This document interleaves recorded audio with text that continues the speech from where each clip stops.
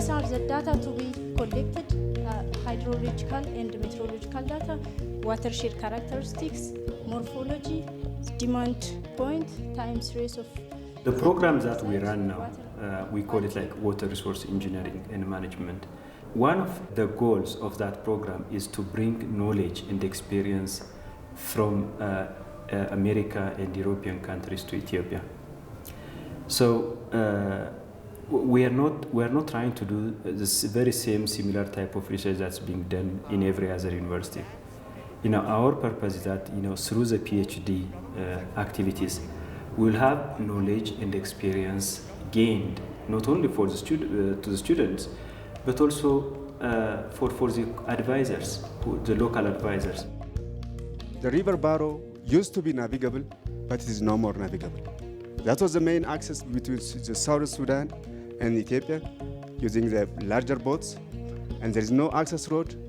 People were relying on Baro River, but the boats are no more serving, and people are not trading anymore.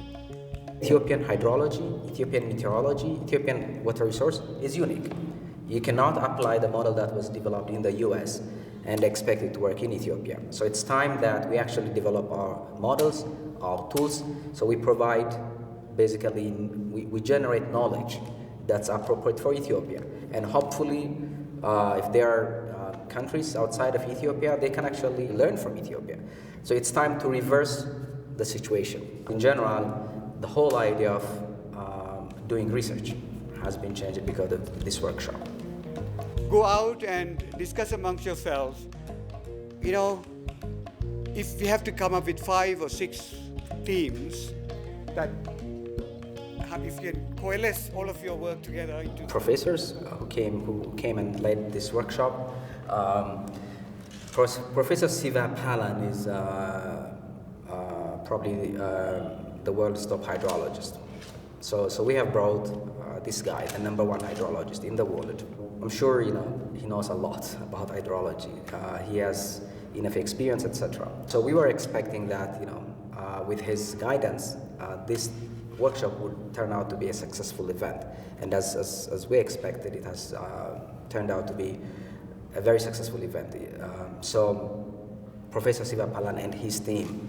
So I think we brought the best people to lead this effort, and as a result of that, we had a very successful workshop. Yeah, I have been a very close colleague of Dr. Mekonnen, who is the brains behind this institute. He started this project through funding from the USAID.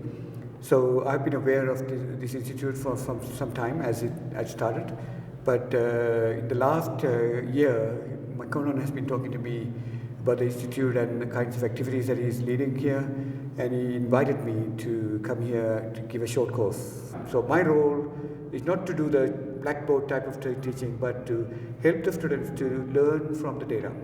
So that's basically what we have been doing. So we gathered some data from Ethiopia, given them the data, taught them some basic programs so they can analyze the data very easily, and then provided a theoretical framework through which they can look at the world. So it's not just blind analysis of data, but there's a framework, there's a philosophy behind it, and so we were able to communicate that, and that is the reason that I believe that the program so far in the last 2 weeks has been very successful. In general, can this, the topics and the research ideas be PhD materials?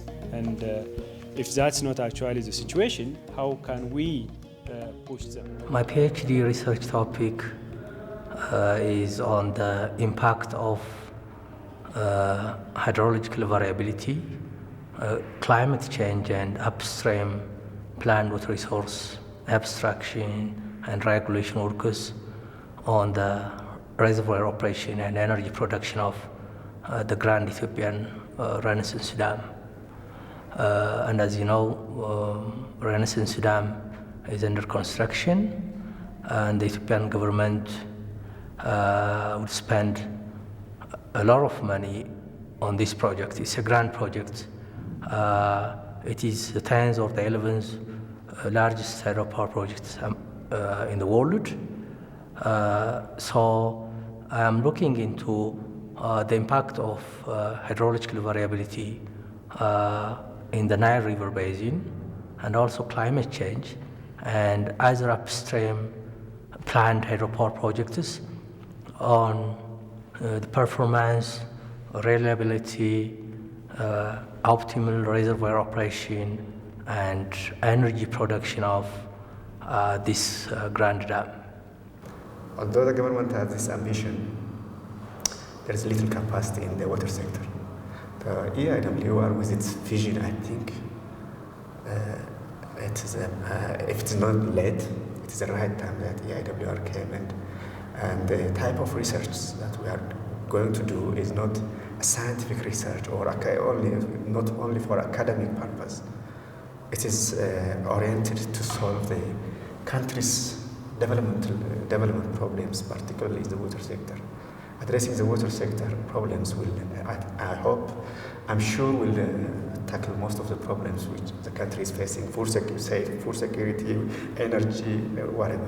And everything is centered around water. So, and I think EIWR should keep its momentum, and the government, the donors, the academia should really assist EIWR to grow up and attain its ultimate goal.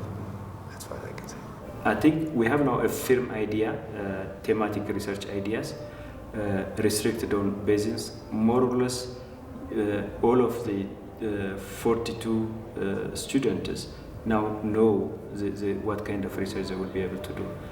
In the remaining times, they will come up with a very concrete concept note.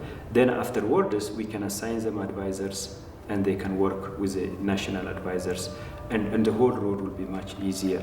In my view, it is beyond my expectation, and for me as a director and in charge of the research activities of the institute, I'm quite impressed and quite happy.